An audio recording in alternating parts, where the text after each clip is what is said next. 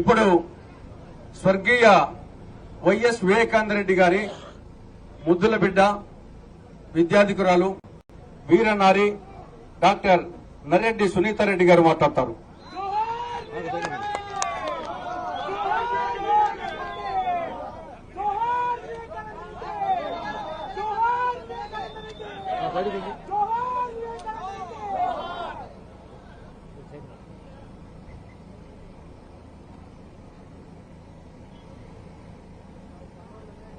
YS Sharmila అంటే మనకు గుర్తొచ్చేది ఎవరు? వైఎస్ రాజశేఖర రెడ్డి గారు. అదే చిరునవ్వు, అదే కలుపుగోలుతనం, అదే కష్టపడే మనస్తత్వం, ఈ లక్షణాలను గుర్తించి వైఎస్ వివేకానంద రెడ్డి గారు వైఎస్ షర్మిలమ్మని మన ఎంపీగా మన ప్రాంతం ప్రజలకు సేవ చేస్తుంది అని ప్రయత్నించారు.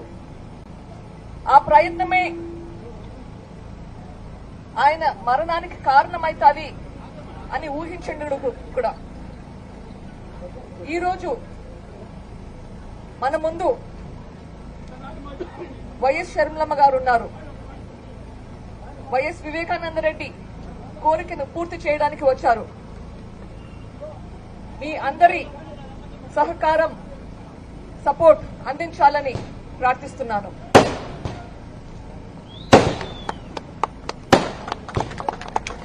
ఇప్పుడు నేను ముందే చెప్పినట్లు పులివెందుల పులిబిడ్డ,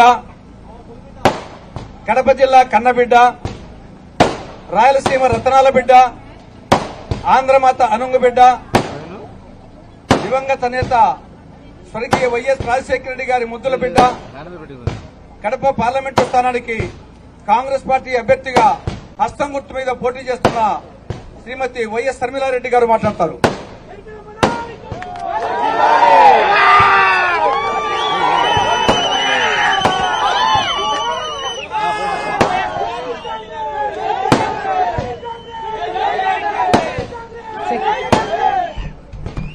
బద్వేల్ నియోజకవర్గ ప్రజలకు, చేరి వచ్చిన ప్రతి అన్నకు, ప్రతి తమ్ముడికి, ప్రతి అక్కకు, ప్రతి అమ్మకు, ప్రతి చెల్లికి, ప్రతి అయ్యకు మీ రాజశేఖర రెడ్డి బిడ్డ శిరస్సు వంచి చేతులు జోడించి మనస్ఫూర్తిగా నమస్కరించుకుంటాం. రాజశేఖర రెడ్డి గారు ముఖ్యమంత్రిగా 5 సంవత్సరాలు ఉన్నారు. కానీ 5 సంవత్సరాలలో రాజశేఖర రెడ్డి గారు కాంగ్రెస్ పార్టీ ముఖ్యమంత్రిగా కాంగ్రెస్ పార్టీ సహకారంతో ఎన్ని అద్భుతమైన పథకాలను చేశారో అందరూ చూశారు. కాంగ్రెస్ పార్టీ కేంద్రంలో అధికారంలో ఉంది. రాజశేఖర రెడ్డి గారు రుణమాఫీ చేయగలిగారు. కాంగ్రెస్ పార్టీ అధికారంలో ఉంది. కేంద్రంలో ఉపాధి హామీ పథకాన్ని రాజశేఖర రెడ్డి గారు ప్రవేశపెట్టారు. కాంగ్రెస్ పార్టీ అధికారంలో ఉంది.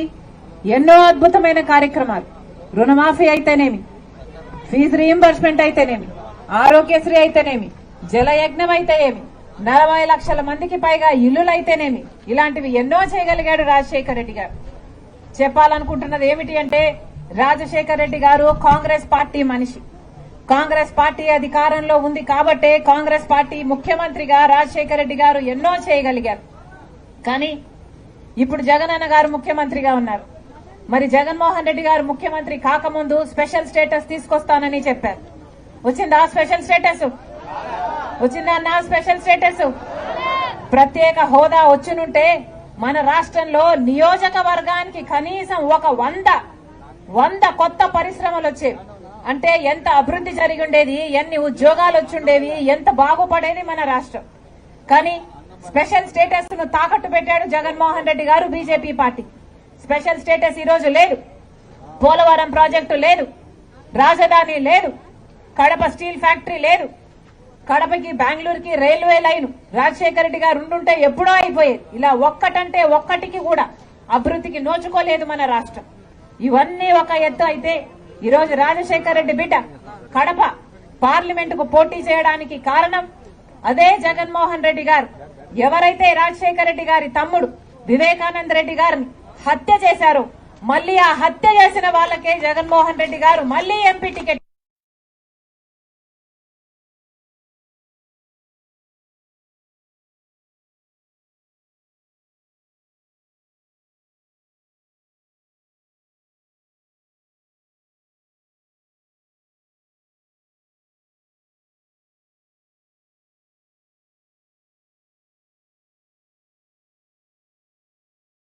ఈరోజు కడప పార్లమెంట్ సీటు మళ్ళీ వాళ్ళకే ఇచ్చారు జగనన్న గారు అంటే ఇక అహంకారం కాకపోతే దీన్ని ఏమనుకోవాలి? అధికారం ఇచ్చింది ఎందుకు? అధికారం ఇచ్చింది జగనన్న గారికి స్పెషల్ స్టేటస్ తీసుకొస్తారు. ఓట్లేసింది ఎందుకు? పోలవరం ప్రాజెక్టు కడతారని. ముఖ్యమంత్రిని చేసింది ఎందుకు? రాజధాని కడతారని.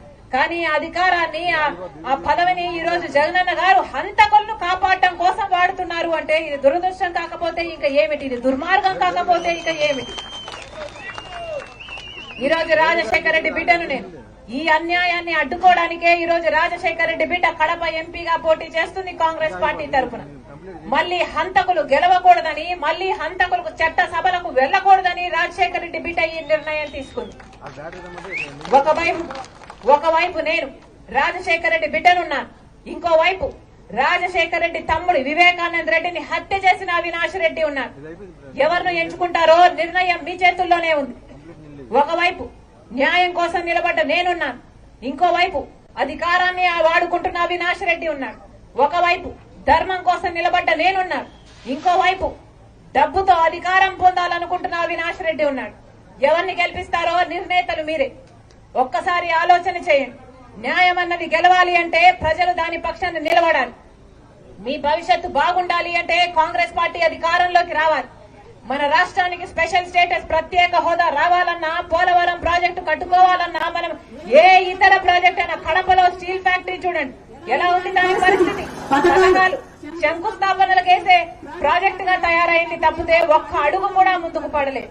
రాజశేఖర రెడ్డి గారు ఉండుంటే ఈ పాటికి కడప స్టీల్ ఫ్యాక్టరీ అయిపోయేది కదా? వాస్తవం కాదా? ఒక్కసారి ఆలోచించండి. మన బిడ్డల భవిష్యత్తు బాగుండాలన్నా, మన రాష్ట్రం అభివృద్ధి చెందాలన్నా, ఈ హత్య రాజకీయాలకు స్వస్తి పలకాలన్నా జగనన్న గారిని, అవినాష్ రెడ్డి గారిని ఓడించాల్సిన అవసరం ఉంది. మరొకసారి కాంగ్రెస్ పార్టీని ఆశీర్వదించాలని, రాజశేఖర రెడ్డి బిడ్డగా కాంగ్రెస్ పార్టీ తరఫున ఎంపీగా పోటీ చేస్తున్న నన్ను ఆశీర్వదించండి. అలాగే బద్వేల్ నియోజకవర్గం జ్యోతమ్మ స్థానికురాలు, మీ దగ్గర ఉండే మనిషి, మీకు సేవ చేయాలనుకుంటున్న మనిషి, ఆశీర్వదించాలని, గొప్ప మెజారిటీతో గెలిపించాలని రాజశేఖర రెడ్డి బిడ్డ శిరస్సు వంచి చేతులు జోడించి మనస్ఫూర్తిగా కృతజ్ఞతలు చెప్పుకుంటుంది. హస్తం గుర్తుకే, హస్తం గుర్తుకే, హస్తం గుర్తుకే. జోహార్ వైఎస్ఆర్.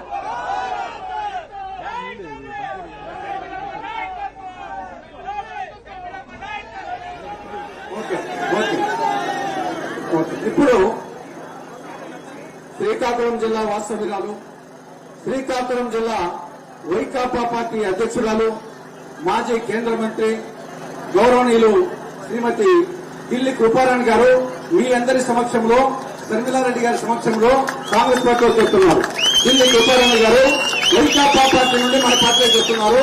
మాజీ కేంద్ర మంత్రి శ్రీకాకుళం జిల్లా వైకాపా పార్టీ అధ్యక్షురాలు, శ్రీకాకుళం జిల్లా వాస్తవ్యురాలు ఢిల్లీ కృపారాణి గారు వారి భర్త.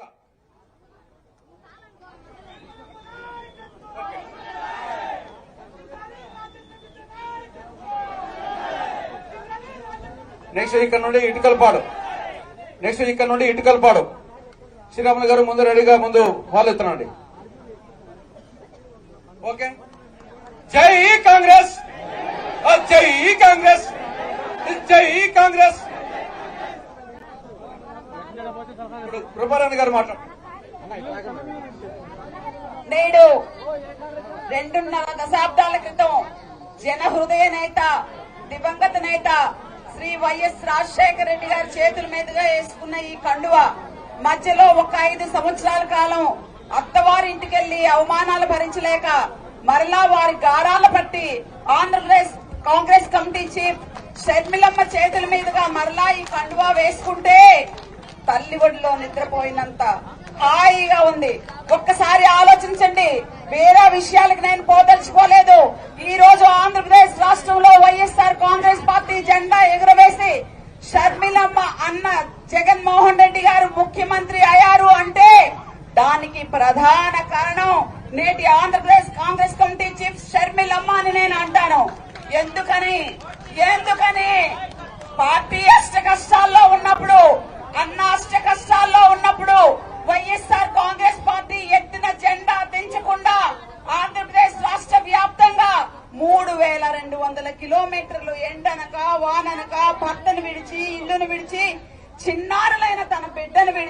పర్యటనలు చేసి జగనన్న వదిలిన బాణాన్ని వైఎస్ఆర్సీపీ పార్టీని ఆశీర్వదించండి, ఫ్యాన్ గుర్తుకు ఓటు వేయండి అని తిరిగి ఆంధ్రప్రదేశ్ రాష్ట్రంలో రాజశేఖర రెడ్డి గారి తనయుడు జగన్మోహన్ రెడ్డి గారిని ముఖ్యమంత్రి చేసిన ప్రధాన వ్యక్తి వైఎస్ షర్మిలమ్మ. దీన్ని మనం అందరం ఒప్పుకోవాలి. అయితే షర్మిలమ్మ నిస్వార్థంగా ప్రతిఫలాన్ని ఆశించకుండా నిస్వార్థంగా సేవ చేస్తే దైవమే దైవదూత ద్వారా సాక్షాత్కరించి ప్రతిఫలాన్ని ఇస్తుంది అని ప్రభు జీసస్ చెప్పారు. ఆ మాట కట్టుబడి శ్రీమతి సోనియా గాంధీ గారు దైవమైతే దైవదూత ద్వారా, రాహుల్ గాంధీ గారు మల్లికార్జున ఖార్గే గారి ద్వారా ఈ కాంగ్రెస్ పార్టీ కండువాను కప్పి, అమ్మా షర్మిలమ్మ, నీ నాన్న నమ్మిన పార్టీ, నీ నాన్న ఉన్న పార్టీ, నీ నాన్న బాగుపరిచిన పార్టీ, 2 సార్లు ముఖ్యమంత్రిగా ఆంధ్రప్రదేశ్ రాష్ట్రంలో కాంగ్రెస్ పార్టీని బలపరిచిన వైఎస్ రాజశేఖర రెడ్డి గారి తనిగా దేశ సమగ్రత కోసం, సమైక్యత కోసం, లౌకికవాద పరిరక్షణ కోసం నిరంతరం పోరాటం చేసే కాంగ్రెస్ పార్టీకి నీ సహకారం అందించమ్మా అంటే నిస్వార్థంగా లత్వహరం కామే రాజ్యం, నా కులం నా సొంతం అని కామ రాజకీయ కాంక్ష లేకుండా నిస్వార్థంగా సేవ చేస్తున్న షర్మిలమ్మ నాయకత్వాన్ని బలపరచాలని, ఆమె చేతులు స్ట్రెంగ్థన్ చేయాలని ఈ రోజు నేను వైఎస్ఆర్ కాంగ్రెస్ పార్టీని వీడి మరలా నా పుట్టిల్లైన, నా తల్లి అయిన సోనియా గాంధీ గారి ఒడిలో నా చిట్టి చెల్లెలైన షర్మిలమ్మ నాయకత్వంలో, షర్మిలమ్మ అడుగులు వెనకాల నేను అడుగులు వేయాలని ఈ కడప జిల్లాలో మరలా ఆమెతో కాంగ్రెస్ పార్టీ కండువా అనే ఆయుధాన్ని నేను వేస్తాను. ఒక్క విషయాన్ని కడప జిల్లా ప్రజలకు అభ్యర్థన చేస్తున్నాను. ప్రతి 5 సంవత్సరాలకి ఒకసారి ఎన్నిక వస్తుంది. భారత రాజ్యాంగం బాబాసాహెబ్ అంబేద్కర్ గారు ఓటు అనే ఆయుధాన్ని మన చేతిలో పెట్టారు. గొడ్డలి పోటును పక్కన పెట్టి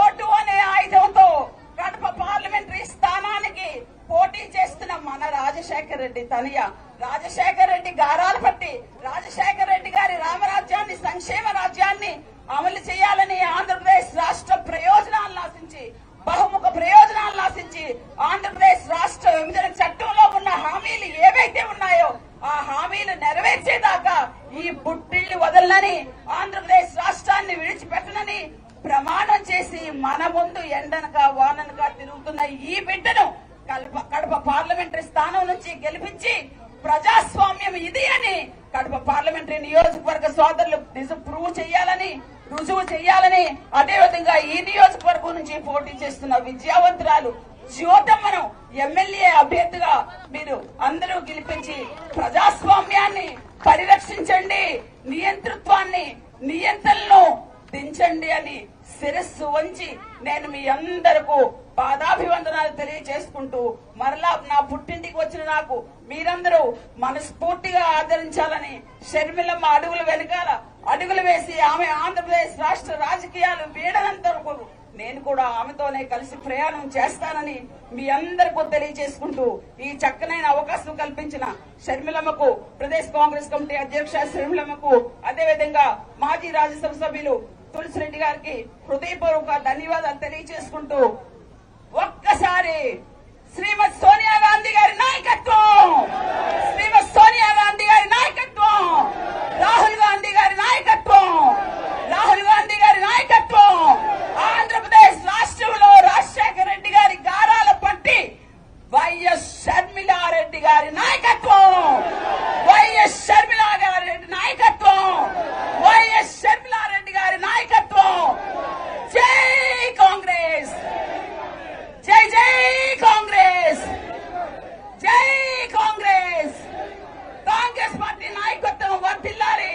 కాంగ్రెస్ పార్టీ బలహీనపడితే దేశం బలహీనపడుతుందని సత్యాన్ని గ్రహించి మనమందరం బాధ్యత గల పౌరులుగా హస్తం గుర్తుకు ఓటు వేయాలి. మన గుర్తు దొంగలు వస్తున్నారు, జాగ్రత్త, అప్రమత్తంగా ఉండండి. సెలవు తీసుకుంటున్నాను. మరి ఒకసారి షర్మిలమ్మ గారికి హృదయపూర్వకమైన కృతజ్ఞతాబోధనాలు తెలియజేసుకుంటూ సెలవు తీసుకుంటున్నాను. Thank you. Vanitha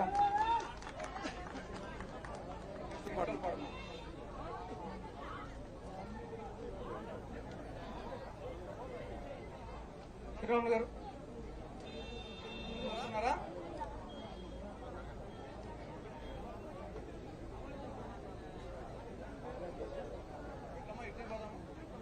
okay